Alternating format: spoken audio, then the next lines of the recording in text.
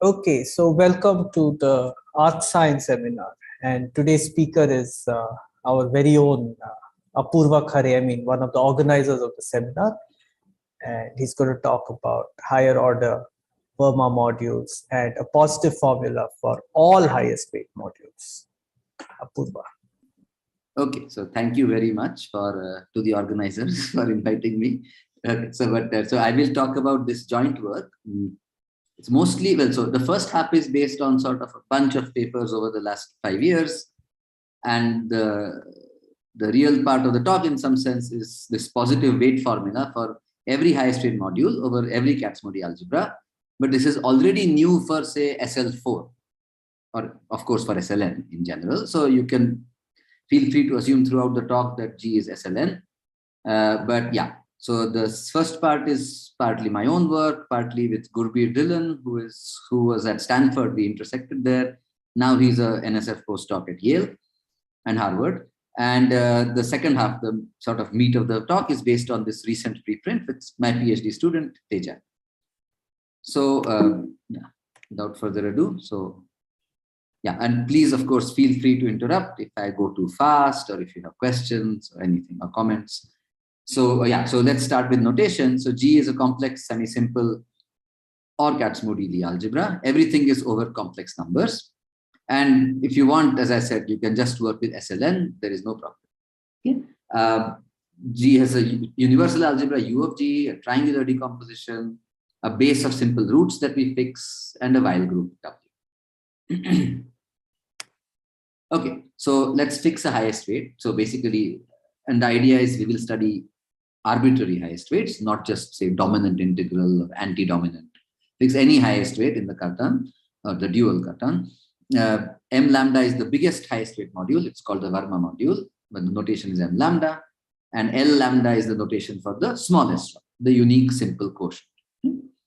And for everything in between, or including the endpoints, I will call it as V. Okay, so yeah, V is an arbitrary non-zero highest weight module over G with highest weight lambda. And we are interested in these highest weight modules. For example, a prototypical one that we are interested in is a non-integrable simple highest weight module. Of course, Verma modules are well studied, and yeah, integrable ones also. So let's start with the classical picture of in the semi-simple case or finite type. Okay? So first of all, so there are two kinds of pictures I will mention.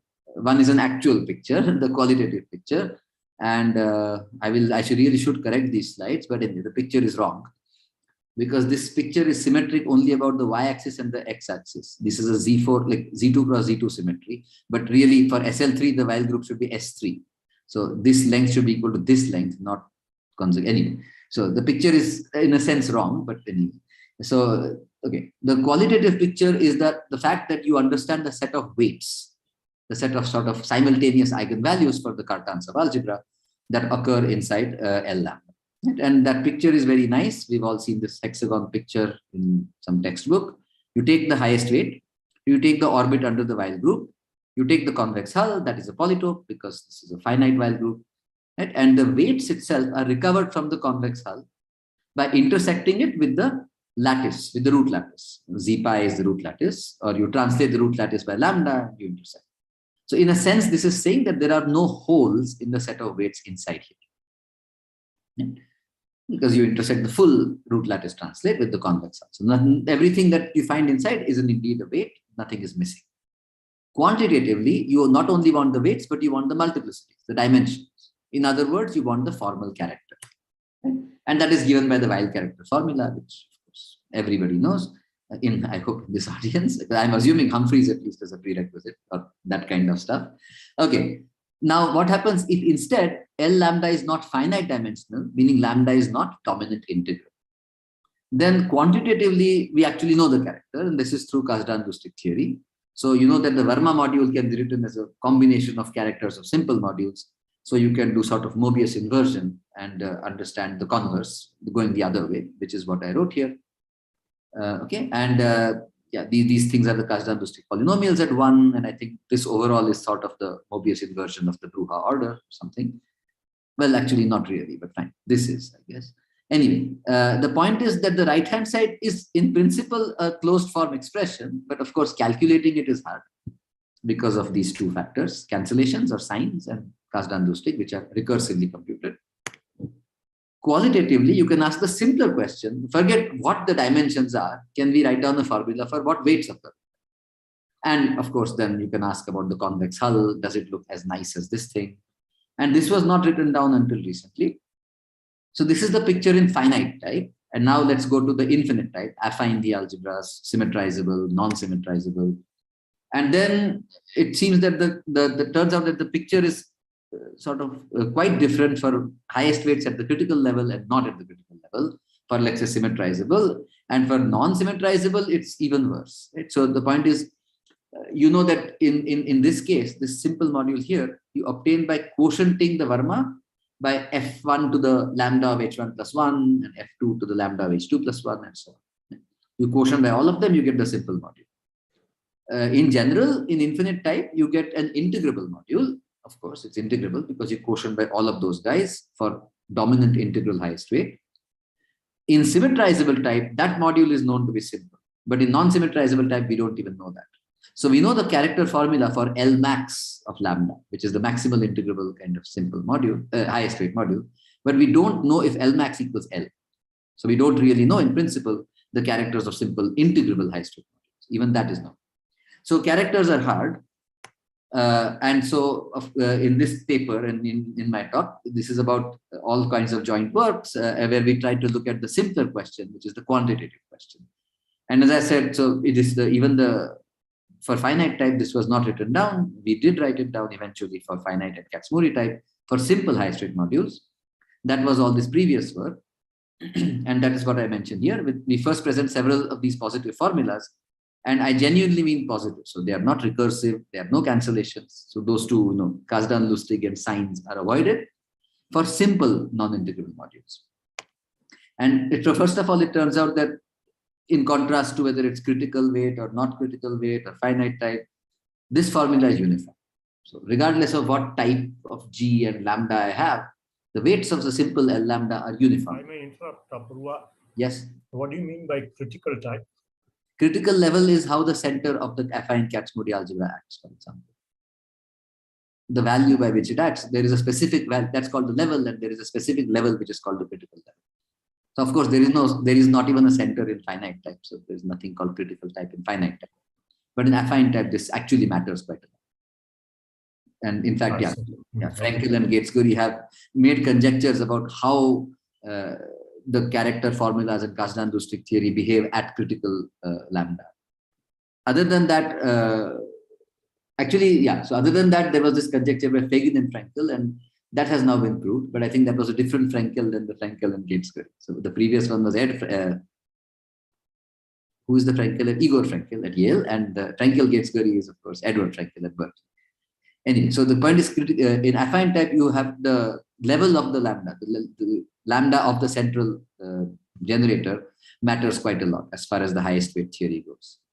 And if lambda is not at that level, then life is much better. We understand it rather. Life is much better understood.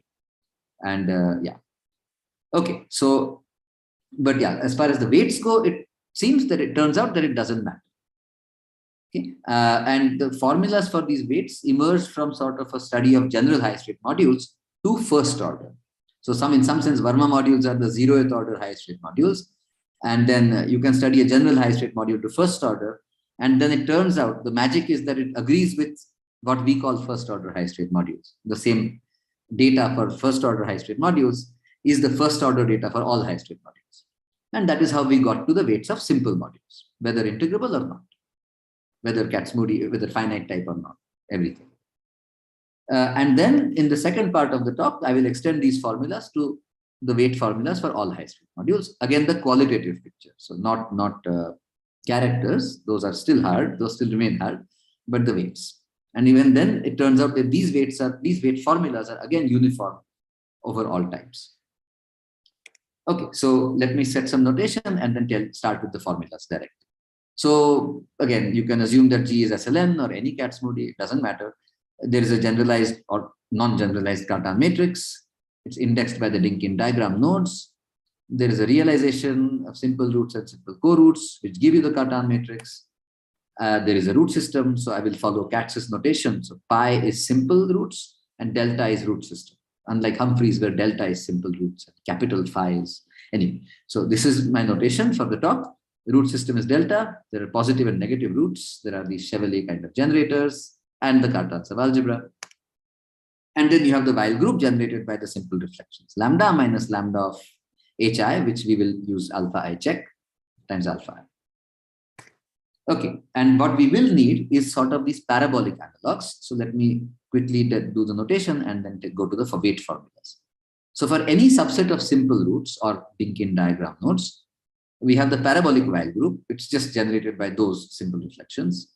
The simple roots in J, again, the roots in J, well, those are the ones generated by these or in that root system, but they also can be sort of in a non-standard realization, realized as this delta intersect the Z span of the pi J's. So there is a way to do that. And the Levy subalgebra is what I will use. The Levy subalgebra is just like a semi-simple or Kac-Moody algebra. It's still generated by these guys, but for our purpose, I will just take it to include the entire Cartan. So that when I look at weights of highest weight modules over the Levy, I will say that the weights naturally sit in H star, not in Hj star, basically. So it makes it easier to go between highest weight modules over Gj or Lj and over G. And the reason is because we will express highest weight module weights for G in terms of those for the Ljs. So that's why it's better to just use the full Cartan. That way the weights naturally are weights for H. Anyways. Okay, so the first weight formula then for any simple module. So I'll just show you a nice picture. Forget this, everything else for now. I will get to this slide in a second. The important thing is this definition here. So given any lambda, the question is the following, right? So if you start with a Verma module and say lambda was dominant integral, then you can quotient by fi to the lambda of hi plus 1 or lambda alpha I check plus 1, right? For every I, because lambda is dominant integral. When the weight is sort of generic, when the highest weight is generic, you can't quotient by anything because none of these weights are integers. They are not even rational numbers. They are not even real numbers. They can be complex numbers, right? So the real question the real point of importance here is I've given a lambda. I want to just keep track of which weights for which simple roots I can quotient the Verma module by fi raised to this number plus 1. And I can only do that if this number is non-negative. Then it makes for a meaningful non-zero quotient. That set of simple roots is what I call the integrability.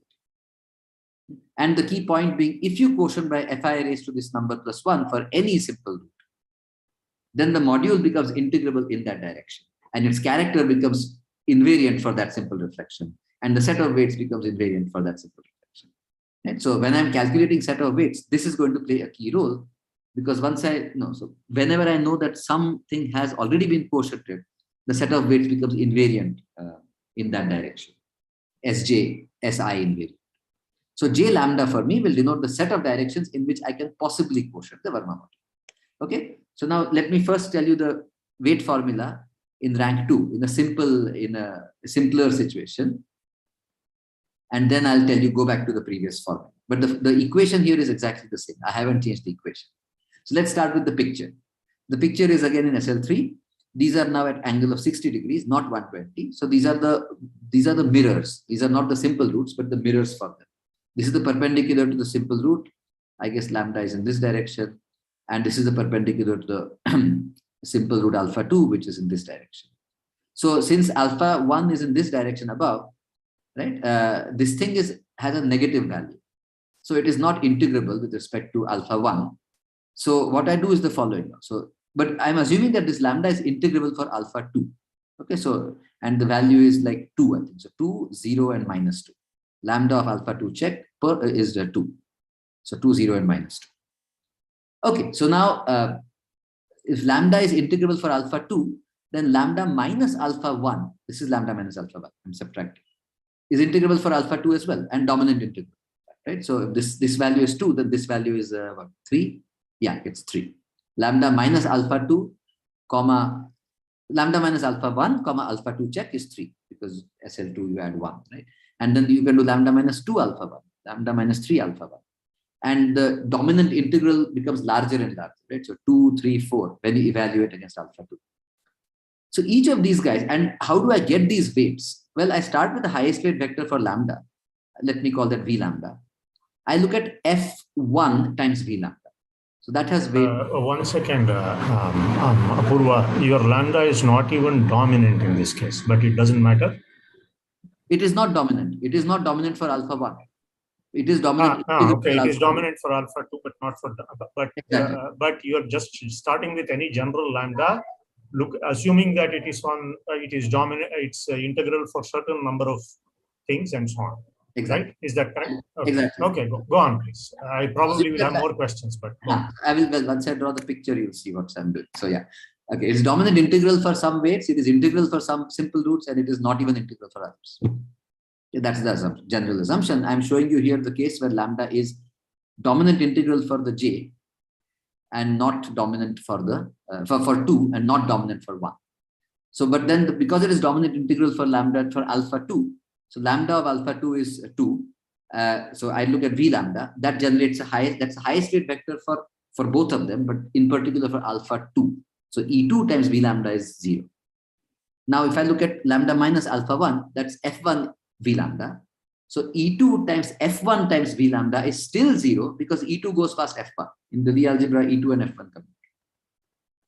E2 times F1 square V lambda is still 0, and so on. So each of them gives you a highest weight vector for E2 only of highest weight lambda minus n alpha 1.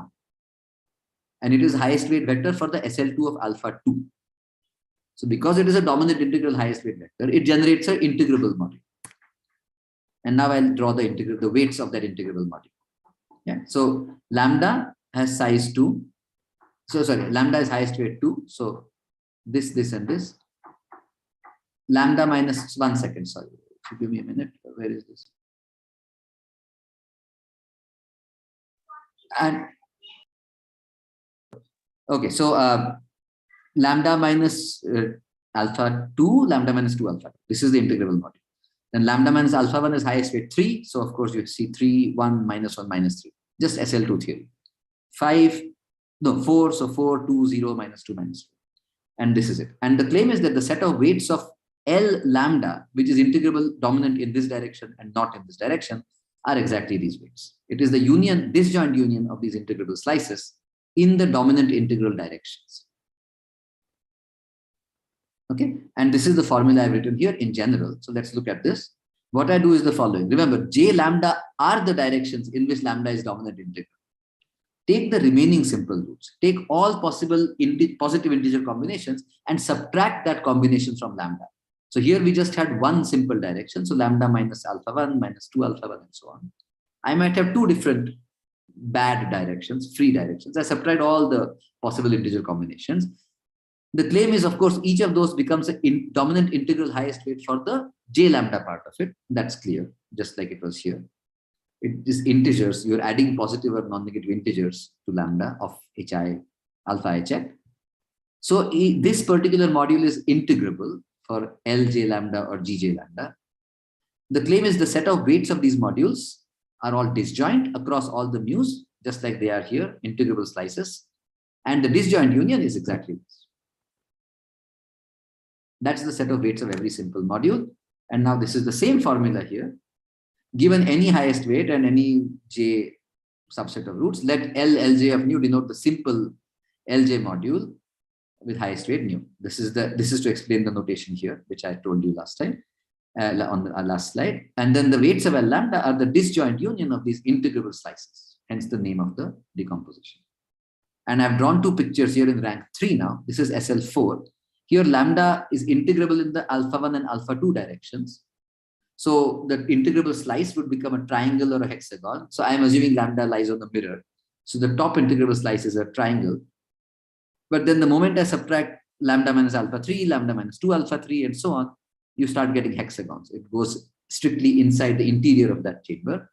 And so then you start getting hexagons for the lambda minus n alpha 3. Here, as you see, the j lambda or the j is 1, 2. So this is what it is. Right? So and then the disjoint, so these are not the weights. This is the convex hull of the weights, right? Locally. You take the lattice point translates here, here, here on each different slice. The unions of those lattice points lying on those slices are the weights of L lambda. And then here, this is the same picture for affine, where the integrability is affine, not semi-simple. So this is an infinite shaped, infinite sided, but still W integrable, WJ integrable polyhedral shape, not a polyhedron. There are infinitely many sides. And again, you do lambda, lambda minus alpha 2, lambda minus 2 alpha 2. So here alpha 0 and alpha 1 are my integrable weights. Okay, so yeah, if there are questions, I can take them. Yes, I need footnotes. So J is which set now? Denote the J is just J lambda. I wrote it as J here, but J is just J lambda. J is the set of integrable directions for lambda, in which lambda of alpha 1 check is non-negative integer, lambda of alpha 2 check is non-negative integer. So if you look at SL3, no, so let's take the case when it is there are now no such things. I mean, there are no integral things. Then this is vacuous, the statement. If there are no integrable things, then you just look at L of L empty, which is just the Cartan subalgebra. And you look at, in this case, you would then this would be two set of roots. So you just get the weights of the Verma module in that case. Okay, it's the other side which is the vacuous. I got it wrong. Okay. So it's the weights of the Verma module. If it is generic or there are no integrability, then L lambda has the same weights as the Verma.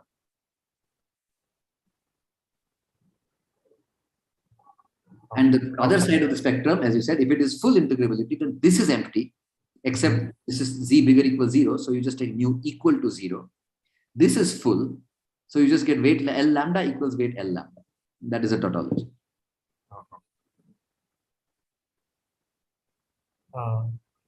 Okay, thank you. So that is how it goes. So you look at the non-integrable directions. Along those directions, it is sort of free. All of them, all the weights that occur as lambda minus mu are genuinely occurring highest weights in a highest weight module, which is integrable over Lj lambda. And you just take the union of those slices. Those are disjoint slices. And you take the union, you get the full set of weights. So for the extreme cases, there's only one module with all the weights in it, L lambda. Or there are countably many modules, but each of them has only one weight. That is because J lambda is empty. That is the Verma module weights. So it interpolates between the two for the possible integrabilities for the possible highest weights. And so I should point out, so again, I did this in finite type in 2016, and we had this paper already in 2017, I think, where we did it in all types, but it just got published this year. So yeah, I was lazy anyway. Fine. So, okay. So, but the key tool then to proving this thing and to the rest of the talk is going to be the parabolic Verma modules. Yeah, and so the parabolic Vermas are what happens when you quotient the Verma module by none of the relations, not all of the relations, but some of the relations. Right? So you know that if you don't quotient the Verma by anything, it's a Verma module. If you quotient the Verma by UG times Fi to the lambda Hi plus 1 for every simple root, you get the simple finite dimensional module. What happens if you quotient for some of them? Right? So that's what is called a parabolic Verma module. In general, what happens is actually you take any arbitrary highest weight, lambda. In that case, first of all, you cannot quotient by all the relations because lambda of Hi plus 1 is not even a non-negative integer. So first of all, you have to understand that you can only quotient by the relations in J lambda. And even then, let me take a subset of that relations and quotient by those guys. Right? So summation of J in J, the submodule generated by this guy. Notice that this guy is a highest weight vector if I act on the highest weight line. So I take the submodule generated by these, add them up over a subset of the possible ones I can quotient by. And the quotient of M lambda by that submodule is called the parabolic Verma module. You keep track of the data M lambda comma J. That's the two parameters. Special cases, if I quotient by nothing, so that means I can take any highest weight, I get the Verma. If I quotient by everything, then that means I can't take every highest weight. I can only take the weights which are dominant integral because all of these have to be non-negative integers. Then I get in finite type, in semi-simple Lie algebras, I would get the simple module. In symmetrizable Lie algebras, I would get a simple module. In non-symmetrizable, I don't know if it is simple or not. So we call these as Lmax. This is the maximal, the largest integrable module with highest weight lambda. the key reason, the reason why the slice decomposition holds is sort of this underlying magic that happens. Well, not magic really, we sort of can save high, but this is really the important fact that one has to prove. And then the point is, the slice decomposition really holds not only for simple modules, it holds for every parabolic Verma module over every Kac-Moody algebra. The slice decomposition holds for parabolic Vermas. The reason, therefore, it holds for the weights of the simple are because the weights of the simple equal the weights of a parabolic Verma. So this plus the fact that the slice decomposition holds for all parabolic Vermas or their weights is why we know the weight formula on the previous slide. So it really says that so first of all, look at the Verma module, right? Inside it, I have all these sub-modules. If I have a simple module, then that means whatever I can quotient out by must already have been quotiented out by, because I have a simple module. I cannot further quotient by anything. So that means for any lambda, all the relations in J lambda that I could quotient out by must already have been. So this module already surjects onto L lambda. Well, it anyway surjects because this is the highest weight module of highest weight lambda. But this is the smallest parabolic Verma that surjects onto it. And the claim is that this is it. As far as weights go, you have nothing else. And so now, as I said, the integrable slice decomposition holds for these guys, therefore for the right-hand side, therefore for the left-hand side. But another thing that holds for all parabolic Vermas is a Minkowski sum decomposition. And this is true because you can check that you can obtain this module. Sorry, Apoorva. Yes. Sorry, I'm having difficulty following. All you are saying, if I may paraphrase the case, yeah, you are saying whatever you are working for parabolic Verma modules. That is the context in which you are working. That's and right. Things are true there. And therefore, is that correct? So you can go, you can quotient out by some of these relations. You can choose to need not go over everything. That's what you're saying. And in that context, all your theorems work. Have I understood it correctly? So far, that's absolutely right. Right. Okay. All the weight formulas are true for parabolic Vermas. And the key fact that sort of the key observation that I guess was not made until now was this fact, that the weights of a simple module actually equal the weights of the only parabolic Verma it could equal, M lambda comma J lambda, the smallest parabolic Verma. Take the largest possible quotient. No, sorry. Here again, I'm a little confused. What about? So there is no difference. So there is no L lambda is the simple. Simple. L lambda is what is your notation for L lambda in the general case in the simple module. So L max lambda and L lambda have the same set of weights. Is that the point? That's exactly right. In non-symmetrizable case, even L max and L have the same set of weights. Exactly. And what is the proof of that? I mean, or is that known? Well known? Sort of, yeah, that is sort of folklore. It is kind of SL2 theory, I guess. You look at root strings, and I would assume that because you can go in any direction. That should be presumably SL2 theory only. Teja can tell me if I'm missing something, but yeah. Okay, thanks. Yeah. So exactly. So for when lambda is dominant integral, this is the full set of simple roots. And so then in that case, this is known because you get L max on this side, as you said, and you get L max equals L. For all other weights, this was somehow not known, and now we know it. And it's true even in Kac-Moody test. And so that's why now, so the key fact therefore is the weight formulas for simple modules hold because the weights of simples equal parabolic Verma weights, and weight formulas for parabolic Vermas are known. One of them is the slice decomposition, but even this, I'm not sure how much it was known before my paper. But anyway, now it is known. And then with Gurbir. Another thing, and this thing was definitely known earlier for parabolic Verma modules, because the point is this parabolic Verma is a universal module. It can be constructed out of parabolic induction. So it is actually UG tensored over the parabolic UPJ, parabolic Verma, of the LPJ max. So using that formula, one can write down the same formula here. This LJ or L max J, because of what Raghavan just asked, the weights are the same, whether you use a max here or not. So take the lambda, remember is, here J is contained in J lambda in complete generality. So lambda is J dominant integral. So this is an integrable module.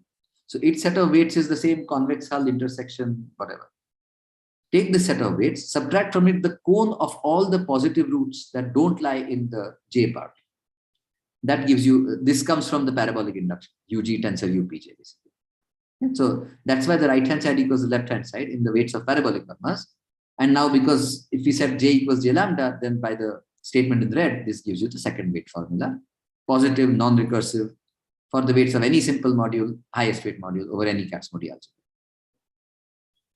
Okay, so that is again just because it holds for parabolic Vermas. So really, some sense the non-trivial or the magic happens because what we are saying is take a Verma module, just quotient by the weights at the lambda of hi plus 1. So what happens when you quotient by this? It means, remember, so the point is, what is, if you remember the constant partition function, right? How do you get to the weight lambda minus this number plus 1 times alpha j? There is only one way you can write it as a sum of positive roots. It is so many copies of that simple root, because the only integer multiples of simple roots in the root system are itself and its negative, right? So the dimension of the Verma module weight space is 1, and this is the spanning vector of that Verma module, that weight space. So the moment you quotient by it, you actually lose some weights, and you lose every weight that sits below it along that direction. But you might also lose some other weights that sit below it, as we will see in the next part of the talk. Right? So what we are really saying is, if you look at the weights from the top that you lose in this parabolic Verma, they all come from quotienting this part. And the key statement is, for simple modules, you don't lose any other weights. All the remaining weights are still maintained. The only weights you can lose in a simple module from inside the Verma module, the only weights that go away are lost by quotienting by these weights at the top for simple modules. Now we are going to see that it gets much more complicated for highest weight modules. Okay, let me ask you the last, and to tell you how it gets complicated, you need the notion of holes. So let me start with the notion of holes for simple modules. So remember that I told you that if you look at the hexagon and you intersect with the root lattice, you get all the weights. No holes lie inside. You write this down in this way. For Verma modules, that's also obvious. It's just much easier, right? It's just the entire lambda minus positive combinations of simple roots. So it turns out that this actually extends to all parabolic Verma modules. And yeah, so this was sort of known. If again nothing else, then I think no, this was known. This is folklore from that character parabolic induction formula, probably. Anyway, if not, then it was known certainly by a paper of me and Chari's student Tim Ridenauer in 2012, where we calculated this convex hull and its faces and so on. So certainly after that, this fact was known that parabolic Vermas have no holes. But anyway, in a parallel direction, when I was at Stanford, Dan Bump asked me this question, that we know this fact that there are no holes in simple module weights for dominant integral simple modules. Is it true for all lambda in H star? And the answer is yes. And now we know it for Kac-Moody as well, because first of all, it holds for parabolic Vermas, but that was not enough. You needed to connect that to the weights of simple modules, but that's exactly what I did, and then with Gurbir. And so now, because we know fact 2, and we know this thing from, at least from 2012, from my paper with Ridenauer, we know this fact. Again, this is a positive non-recursive formula for the weights of any simple module over any Kac-Moody algebra. Okay, so before I go on, are there questions? Yes, as always from me. Thank you. Yes. What is the definition of no holes? What's the strict, formal definition of no holes? The highlighted phrase. Take the convex hull, intersect with the lattice, and you have everything there is a weight. So you know that the convex hull must contain the weights, right? So the set of weights is a subset of the convex hull of weights. Lambda convex hull intersect. I see. I'm just saying, if you look at the picture, any picture, the set of weights is contained in its convex hull. That is obvious for any lattice polytope or any polytope or whatever. Right? I care about the weights that occur. The weights occur inside here. That is clear. The weights occur inside here is, of course, obviously also clear, right? Because they are a quotient of the Verma module. So the weights are, every weight of a Verma module is obtained by the weight space. The weight space is obtained by applying lowering operators. Right? Okay, I think I get it. Yes, I think I get it. Okay, so, I understand. If you apply lowering operators, you sit inside here and inside here. So the inclusion of the left-hand side inside the right-hand side is clear. There is a subset of these weights that occur. the point is, if some weight was missing, then you would get a hole, and that would not occur. But that doesn't happen for these, and in fact for any parabolic Verma, and therefore it doesn't happen for any simple module. Yeah. Okay. Just to, yeah. Fine. Thanks. Thanks. And Thanks for the clarification. I think I understand. Yeah. The 2 slides later, I will draw a picture where there are holes. So then you will, by that time it should become clear. There will be holes in highest rate module. So to ruin some punchline, either this slide or the next. But okay. So the next slide. So these formulas that I gave, all these weight formulas, and the fact that the weights of L lambda equals the weights of a parabolic Verma, we actually proved this not just for L lambda, but for a slightly larger class of modules, the weights equal the parabolic Verma. And that was what we called the first order theorem in our paper with Gurbir. And we did not know then that actually it truly is first order. There is some higher order business going on, which really, thanks to Teja, has come to light. But we will get to that in the second half. Okay. So these formulas then are an application of the first order invariant, as we call it, of any highest rate module. So theorem, and this was not even known until, as I said, published this year. It was not, I did not know it in finite time in 2016. Take any Kac-Moody algebra, take any highest rate, take any highest rate module that is non-zero. Then the following data for V are equivalent. So, sorry, just to confirm, by a highest rate module, you mean generated by a highest rate vector. That's all? Yes, it is generated by the image of the highest rate vector in the Verma module when you push it. Okay. In particular, the set of weights is contained in the set of weights of the Verma, which is lambda minus positive roots. Okay, thanks. That's hence the slide here, right? That's right. Okay, so the following data, then each of them determines the other. The first is the integrability that is already present in V, meaning the directions I've already quotiented. I've already cut out along the simple root directions. Right? So this is the fact that I told you, right? That in the simple module, fi power lambda of hi plus 1 must already be quotiented out for every possible direction. But in a general highest rate module, it need not be quotiented out. For example, for V equals m lambda, the Verma module, none of them are quotiented out.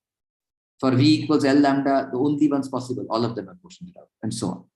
Okay? So I keep track of the ones which precisely are such that fi power lambda of alpha h plus 1 kills the highest rate line V lambda already. Meaning to go from here to here, I have already quotiented by that fi power something plus 1. That data is equivalent to the convex hull of the weights of V. By equivalent, I mean, if I know what is JD, I can tell you what is this. And if I know what is this, I can tell you what is JD. Is equivalent to the stabilizer in the Weyl group again of the character of V. So again, if I know what is the convex hull, I can tell you what is the stabilizer of the character of V or of the weight set of V. It is the same stabilizer. So that's why I can put in character for free. Yeah. But so yeah, that's what it is. And in special cases, for special classes of modules, which includes parabolic Verma modules and simple highest rate modules, this data actually determines the weights themselves. So of course, the weights determine the convex hull of weights. So clearly the weights are a finer invariant. But for special classes of modules, the convex hull gives you the weights. And this is not true for all modules, but at least it's true for parabolic Vermas and for simple modules because of that magic fact in red. Okay. So that's the equivalence. And this theorem basically is relating some kinds of invariants extracted from V by restricting V to the copy of SL2 for each simple root. So you just, in fact, you don't even restrict V, you restrict the V. Okay. You look at V lambda and restrict V lambda and F powers of Fi for each of those I's. And you find out when that module is finite dimensional. That's the same as saying Fi acts locally nilpotently. Actually, I could say Fi acts nilpotently on V lambda. It's just one dimensional. Or you restrict V to the Cartan and use convex geometry to find out the convex hull. That gives you an invariant called the convex hull of weights. Or you restrict V to a Cartan subalgebra and look at the Weyl group action and you compute the character and the invariant of the character, the stabilizer. And so these three, which seemingly look different, are actually one and the same for every highest rate module over every Kac-Moody algebra. And for special modules, which are sort of nice up to first order, they actually determine the weights. But that's not true in general. Okay. So for general highest rate modules, as I said, it's not true in general. So that's going to be the answer to this question. So what we saw earlier was, again, what Raghavan was clarifying. Are there holes in the convex hull of weights for every highest rate module, for any highest rate module, or are there never any holes?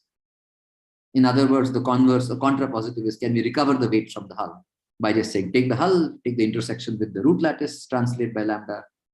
Everything that you find inside the hull is a weight. That is not true as early as rank 2, but not the rank 2 that you might find in Humphrey's books. Not the simple rank 2, but the non-simple, semi-simple rank 2, SL2 cross SL2. In here, let me take the Verma module with highest weight 0. So all weight spaces are one-dimensional because U of n minus is the polynomial ring, and so on. Anyway, so now what I do is the following. I look at, let's call the highest weight vector again as m lambda. Take f1, f2 times m lambda. That gives me a highest weight of weight -2, -2. F1 and F2 commute. So I could have taken F2, F1 and lambda. Right? So same thing. Okay. So now, therefore, now, but the point is F1, F2, m lambda is the highest weight. E1 kills it and E2 kills it. So it generates a Verma submodule, quotiented by that Verma submodule. The highest weight is -2, -2, which is this S1, S2 dot action 0. Take the quotient. Because every weight space is one-dimensional, this entire thing gets quotiented out.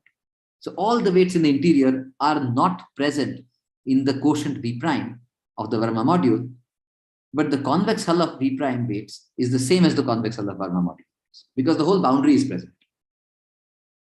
So clearly there is an enormous hole inside, and yet the set of weights are different, but the hulls are same. So the answer is no, very clearly no. By the way, it turns out that the holes can be present only if such things happen. You get orthogonal simple directions, but that is a subject for a different day.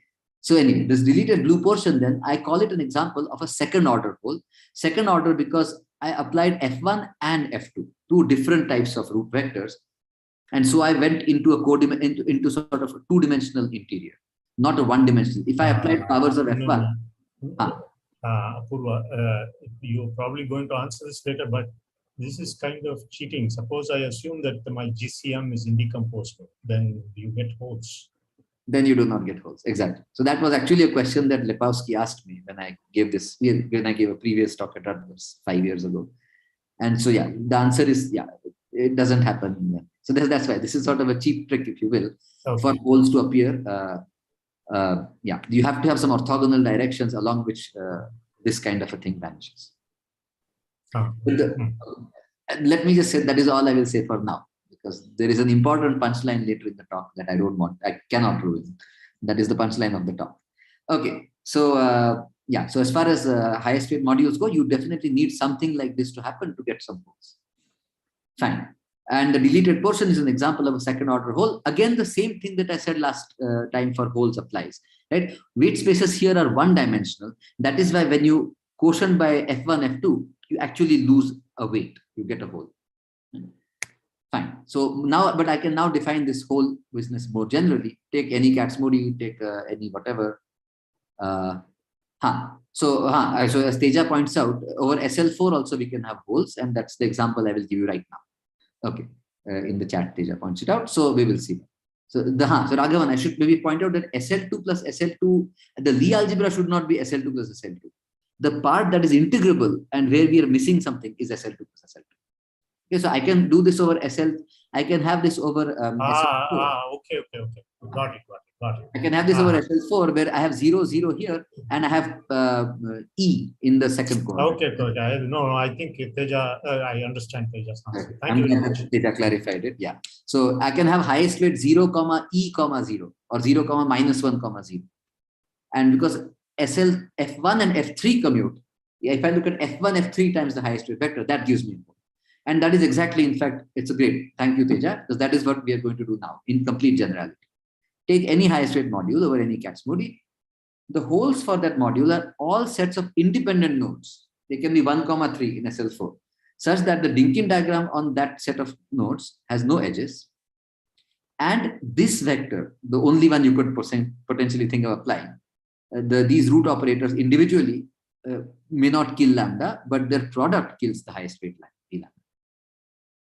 Okay. So in particular, of course, each of these must be a non-negative integer. So H must be contained in J lambda.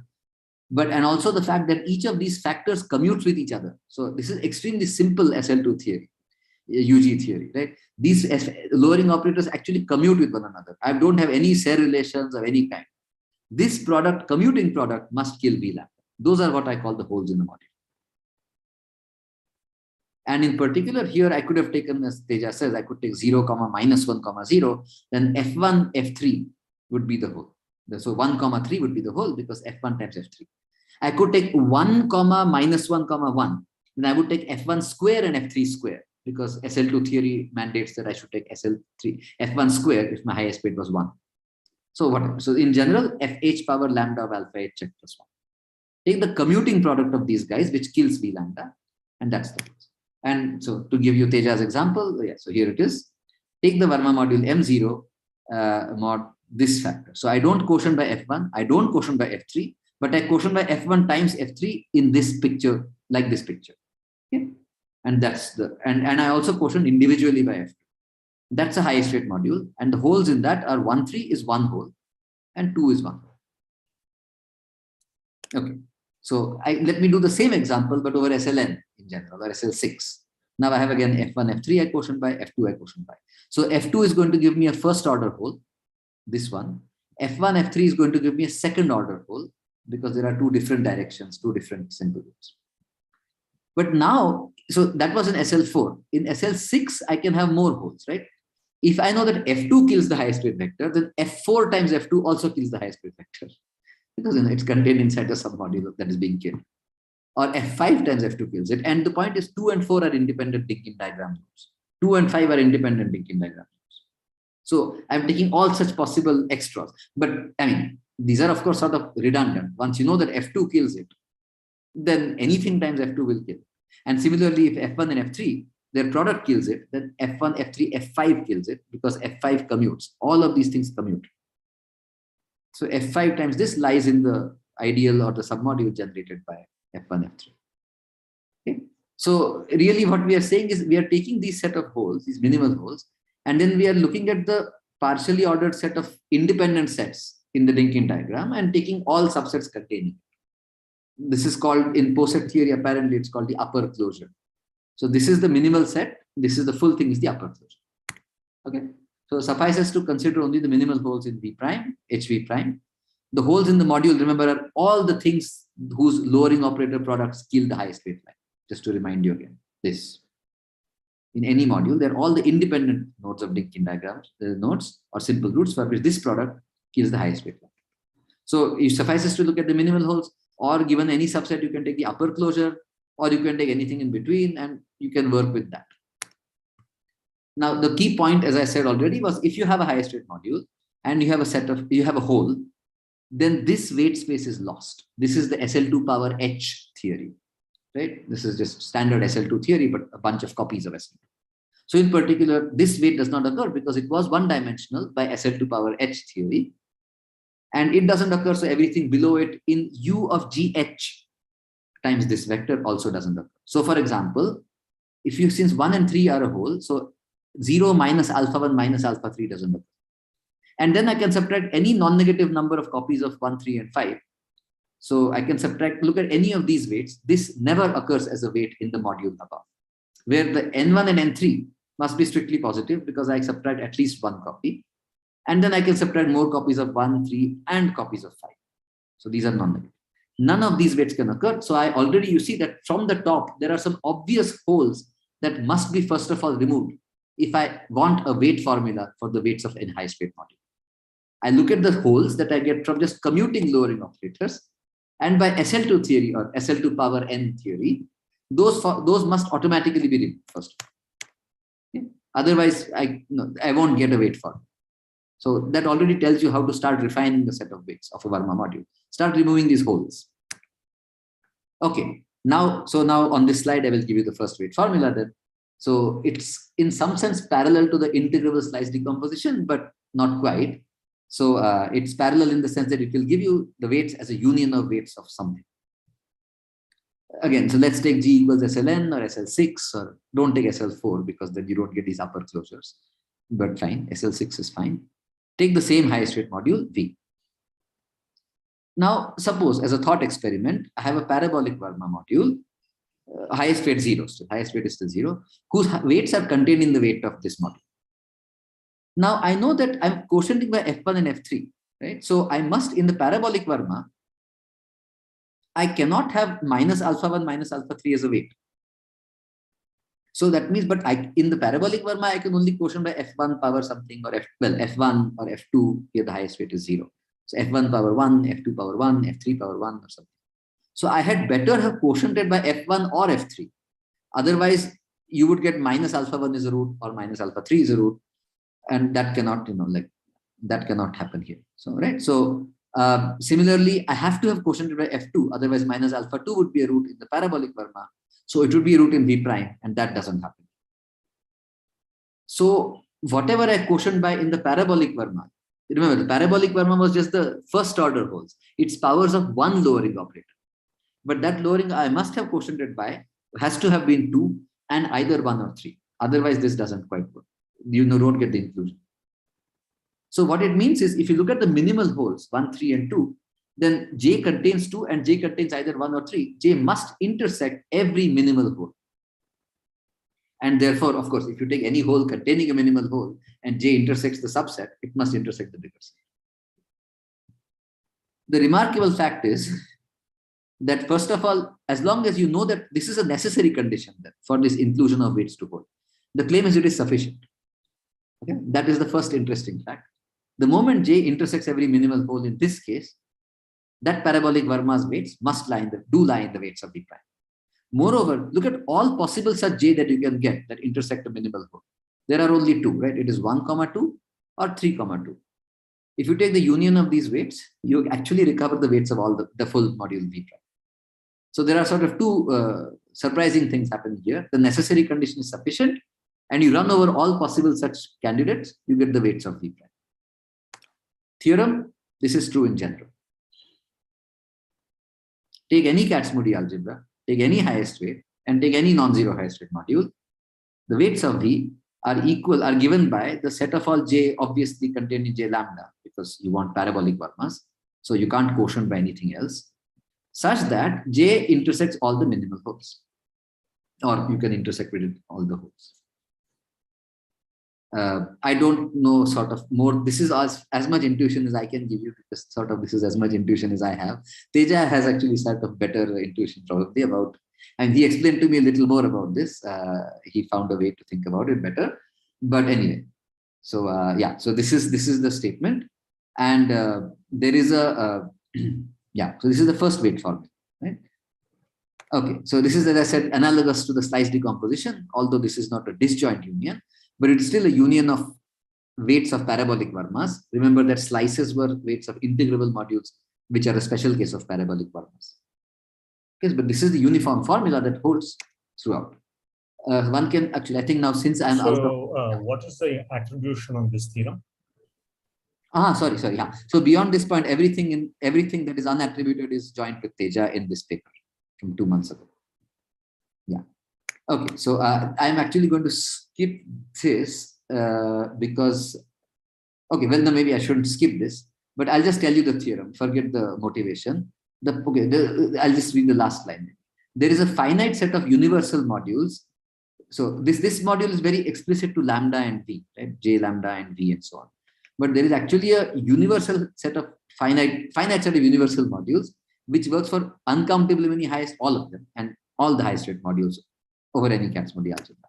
So this is the statement: fix any Kac-Moody G, any weight V, and non-zero highest rate module. The set of weights of V depends on lambda in a very specific way, only through this part. So you can decouple the dependence on lambda and the dependence on sort of V in some sense. It depends on lambda only through the weights of this obvious highest weight module for the biggest possible quotient. Take the largest possible J for which lambda is dominant integral. Take the integrable slice, and you know that same hexagon intersects the lattice points picture, that set of weights. Minkowski sum the weights of a highest rate module with integrability, with higher order integrability in some sense, HV. I will define this on the next slide. But the point, you see, HV runs over the set of independent subsets of G. So the upper closed subsets of indep J lambda. This is a finite set. Whatever this set is, some combinatorial graph set of, just look at the independent nodes inside some Dynkin diagram on J lambda. This is a finite set of subsets of that. That means this is a finite set of modules. And the finite collection of upper closed subsets is in one-to-one correspondence, not with the highest weight modules. That is not true. Characters are different. But the set of weights of them can only take finitely many values, regardless of infinitely many highest weight modules you can have of a given highest weight. The set of weights takes only finitely many values, even over Kac-Moody non-symmetrizable type. Right? And the bijection is very clear. From a highest weight module, you get to its weight set. From the weight set, you get to HV as the wholes. Look at the things from the top that die. From HV, you get to this set, and that is the set of weights. So these M0 HV are what we call higher order Verma modules. And these were not present. These are crucially missing from the simple modules picture. So this is genuinely new set of objects. And so the rest of the talk in some sense is just a study of higher order Verma modules. Okay, so so let G be a finite dimension. So just in the finite dimensional case, yeah. What's this M0H? I will define. The definition is uniform. The formulas are uniform. Everything is uniform. So here you are. This is M0H. It's very simple. You literally just divide M0 by the H. That's it. So for every capital H hole, you know what lowering operator product you must have to create that hole in the first place. Divide a quotient. So take that submodule for H. For a collection of these holes, take the sum of these submodules and divide by it. That's all. So for a simple special case, how would you define M0J, a parabolic Verma? Well, given an individual lowering root vector, J, you know what to do. You have to quotient M0 or M lambda by Fj to the lambda of Hj plus 1. So take all of those, sum up over that gives you a submodule, and quotient the Verma module by that. This is exactly the same parallel. But instead of taking first order holes, which is just Fj power something plus 1, you take a product of the commuting ones, which are the holes.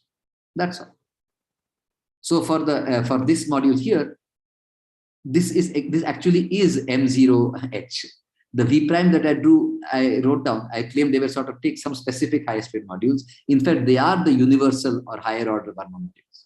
This is a second order Verma module. This is M0, comma, the whole set 1, 3, and 2. Just to make sure that I have understood it, in SL4, yes, there would be 4 possibilities, each one of the things by themselves, and the last ends, the product of the ends will give you one more. There are 6, I think. So there is M0, M0 with the empty set. Oh, empty set, okay. You don't quotient anything. Okay. There are 7.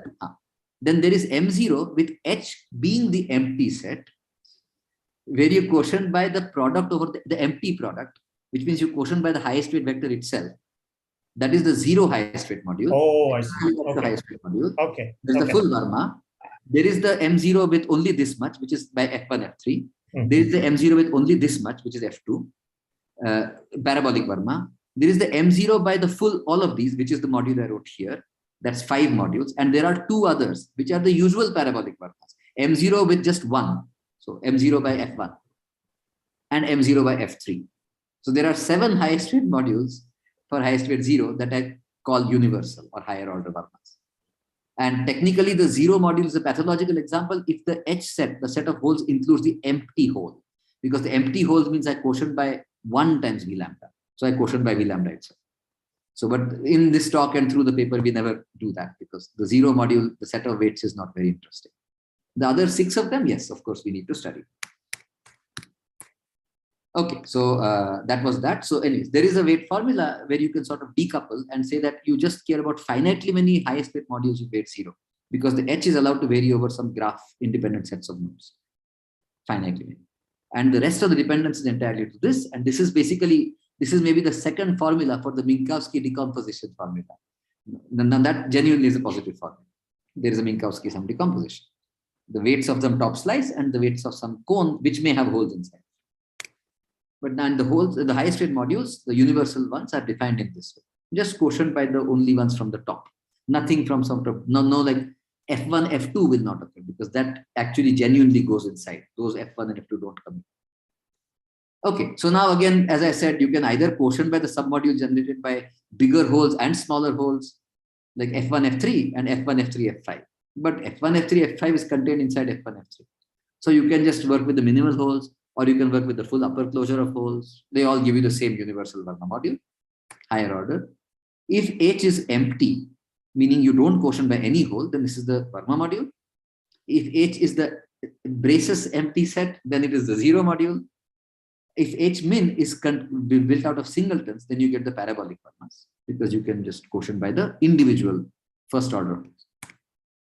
Okay, now here is an interesting fact. If you look at SL2 modules, SL2 high straight modules, forget holes, this, that. Every high straight module is either Verma or a finite dimensional symbol, because you quotient by F1 power lambda H1 plus 1. What about SL2 square? What can you say about the high straight modules there? Can you characterize all of them? How about SL2 power n? These are exactly those. So over SL2 power n, what you get upstairs are every high straight module. Okay? That's not very hard to check. It's a fun fact. And these modules provide successively better approximations of the weights. So why? Let me show you here. I'm skipping that slide. I should really start skipping. I'm already at time. Sorry. So, but I'm encouraged by the fact that last talk by Shraddha went way over time. So please excuse me a little bit here. But yeah. Okay. So the point is this slide is sort of going to end the second part of the talk, and this is a natural point to sort of go away if you don't want to see resolutions and character formulas. Okay. Okay, so let's get to this. Let me end this slide quickly. So let's look at a higher order Verma module, which is clear here. It is the highest weight 0, and the holes are 1, 3, and 2. Because there is a first order hole, which is just F2, and there is a second order hole, which is F1, F3. I am going to tell you about the weights of this module. Actually, we know the weights of this module, right? The weights are M0, Parabolic Verma M0, 1, 2, and Parabolic Verma M0, 2, 3. The union of that. I already told you that. But okay, the point is at each stage now, look at M0 without any quotienting, then quotient by all the first order holes that I have, which is just a singleton 2 in this case. That's a Parabolic Verma module. Then quotient by all the first order and second order holes that I have. So I get a surjection of modules, right? The tower of surjections. Basically, I'm taking at each stage the elements in the minimal set or set of all holes, if you want, with holes of sizes less equals k. And the point is, for weights, this turns out to be completely general, as I will explain to you. What do I mean by that statement? So in general, for any Kac-Moody and any high straight module, define the set of holes less equals k to be exactly what you think it would be. Now, clearly these sets are increasing because I'm saying less equals k, not equals k. So when you start quotienting by more and more of these, of course, you get smaller and smaller modules. So you get m lambda, that's subject to this one, that's subject to this one. And remember that all the holes in V are actual relations already present in V. I took the ones which already killed V lambda. So therefore, when I even quotient by all the holes, this of course surjects onto V. So in particular, I have a tower of surjections and therefore a tower of inclusions of weights. The weights of m lambda contain the weights of this, contain the weights of this, and so on. The second magic fact then is at the last point, again, you have a surjection of modules, you have inclusion of weights, where you remove the obvious weights that come from the top. Not just the first order weights from the extremal ray directions, but the interior faces also. The second order holes, the third order holes. So this is really in some sense the punchline of the talk, and therefore a logical place, as I said, if you want to go away. The set of weights is equal. So everything that gets removed from the set of weights gets removed from the top, the obvious holes at the top. Of course, for characters, you need to go deeper and quotient by inside submodules as well. But for set of weights, on the level of weights, nothing changes. It's all that you get there. So this is sort of the higher order analog of the magic formula I told you for first order parabolic Vermas. When V equals L lambda, the magic thing happens that L lambda has the MHV here is actually parabolic Verma. And so this is just M lambda comma J V. M lambda comma J lambda. This is L lambda. So for first order modules, for simple modules, the highest, the universal Verma cover, higher order cover is a first order module. And so nothing much, is not very interesting because we already knew parabolic Verma modules since Lepowski discovered them many decades ago. But for other high straight modules, we genuinely discover second order, third order, higher order Verma modules. And so these things, these ingredients are naturally, genuinely new things to play with. And so far we have therefore understood the set of, we have a positive formula for weights of these guys, in particular for weights of these guys. So until now was the set of weight formulas. And maybe I should again take a small stop to ask for questions. And then we will go from weights to characters of these higher order Verma modules. So, before one tries to understand characters of simple modules and hard things, we should really understand at least the characters of these universal ones. We understand characters of Verma modules and parabolic Verma modules. That's the Weyl character formula. But those are first order Verma modules.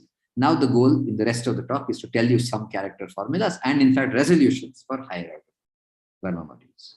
Okay, any questions so far? Well, any further questions, clarifications? Okay, so then let me go to... Apoorva. Sorry, yes. Sorry. I'm asking all the questions, I guess. Yes, please do. So if I've understood you right, this finite order is really, you can have second order, third order, but it's only a finite order. Always only a finite order, yeah. For so, if I fix a G, there is only a finite. Exactly, exactly right. So we define it as less equals K, where K can be infinity, to be exactly this definition. And so at some point, the higher order Verma modules stabilize. And they stabilize at this part, which is why I already wrote down the equality here. You see, at the most, it can, the number, even if it is SL2 power I, that the largest independent set in any Decomposition diagram has size at most. So this module equals this module. All the relations possible in V are already quotiented from the top, relations from the top. And the point is, at that point, the set of weights stabilizes. There is nothing. Thank you. Okay. So now let's get to the characters. I'll spend 1 slide and 2 minutes on category O, because this is obviously a very important object.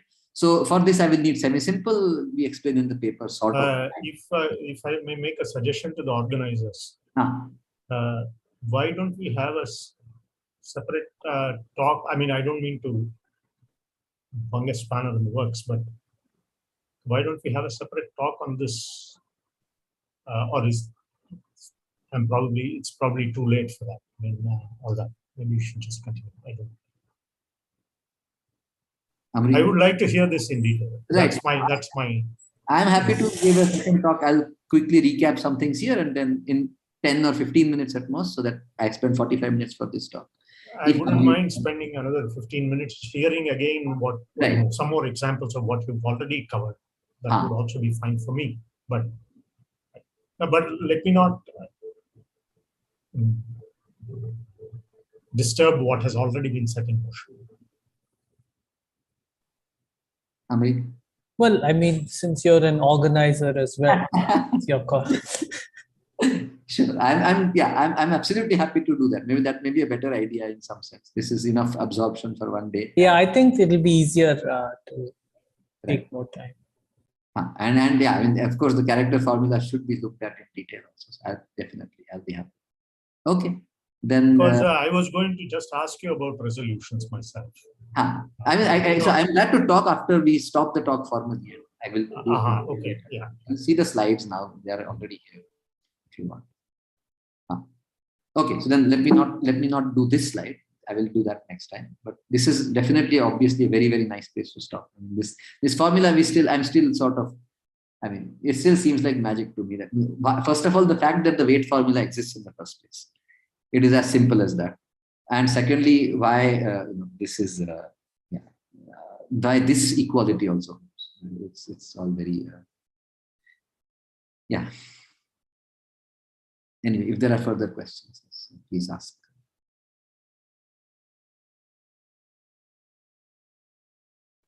IG has asked, I have a question, is the concept of whole useful in a fruitful way? So I don't know that it is, because as I said, we sort of, if people had worked out wholes, then at the very least they would have looked at higher order Verma modules, and if they have, you'll have to come to the next talk, sort of an Arabian Nights principle. They would have looked at higher order Verma modules and found resolutions for them. As I will explain, and I can even tell people after this as an informal thing, non-formally, the resolutions look exactly like the Weyl character form in higher order.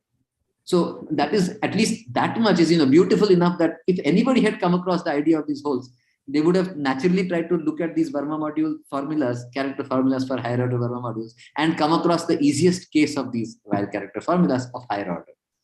And I've written to many people with this paper, and we somehow don't, nobody told us that such formulas exist. So the character formulas, which are extremely natural, are to our knowledge new.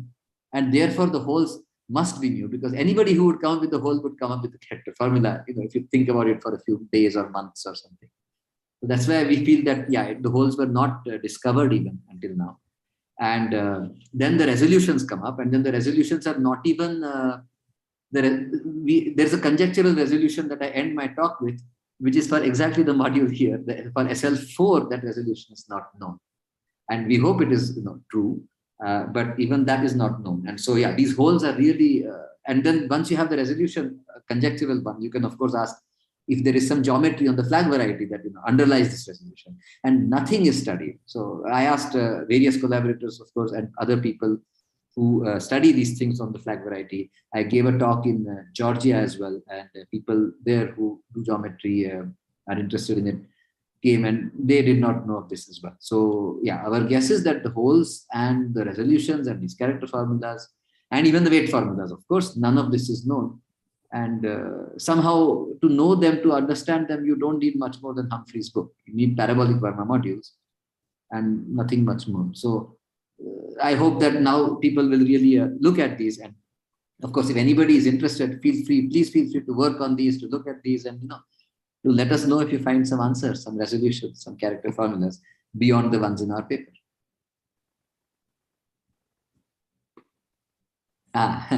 Yes. Yes, I think Professor Ilangovan is asking a standard question. Have you thought about generalizing to Demazure modules? Teja, since you are the expert really. I don't know, at some point, Amri, if you want to stop the talk, but the chat, but it's, sorry, the streaming. Well, no, if there's, let's see if there's some more questions. That's a fair point, I have not thought about Demazure modules. Teja, you can unmute and tell us your thoughts. Or is he not unmutable? Teja?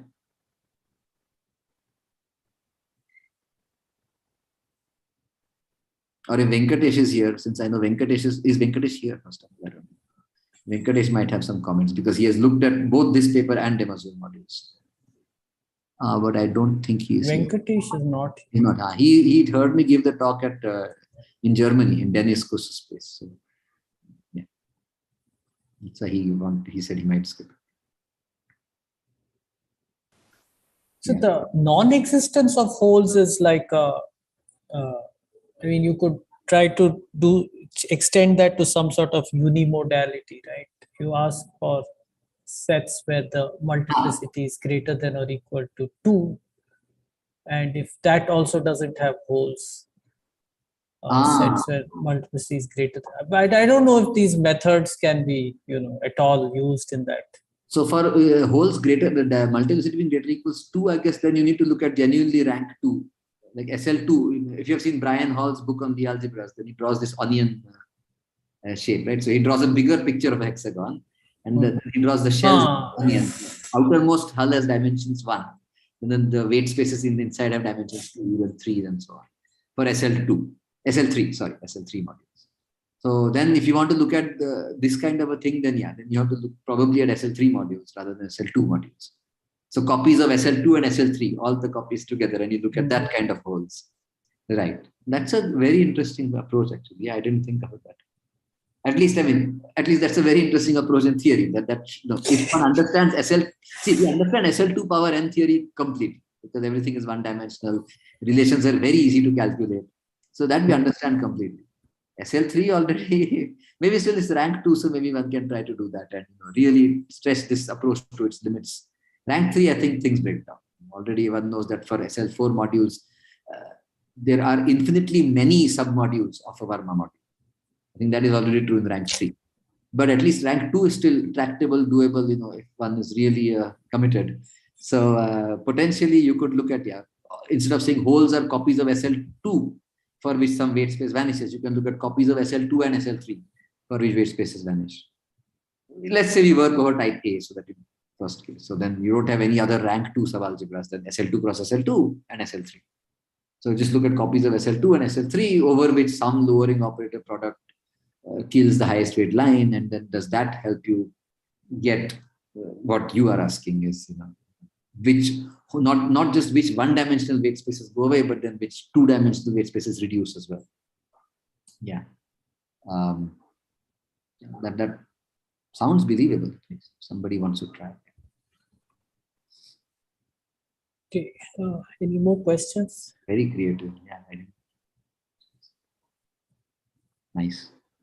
I definitely like that approach. I mean, I'm not brave enough to attempt it, at least right now, but I definitely like that approach. Far braver than me. No, people do explicitly, like they write down bases and this and that over SL3. So no, one could try like sort of experimentally. Right. I don't know how much that's feasible.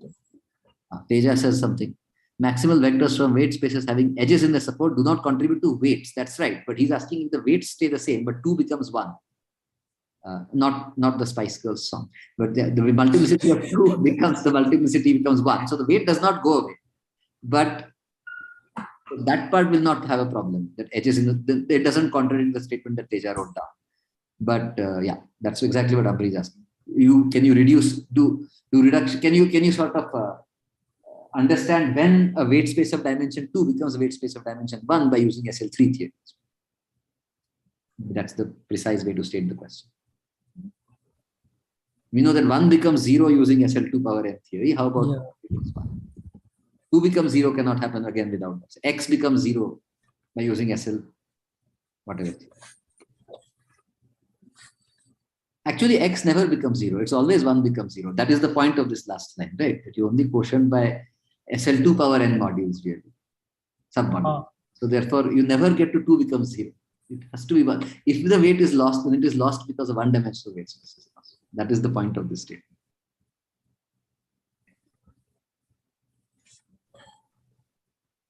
Okay, so any more questions?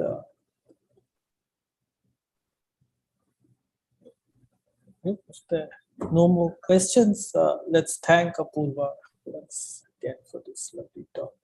Thank you.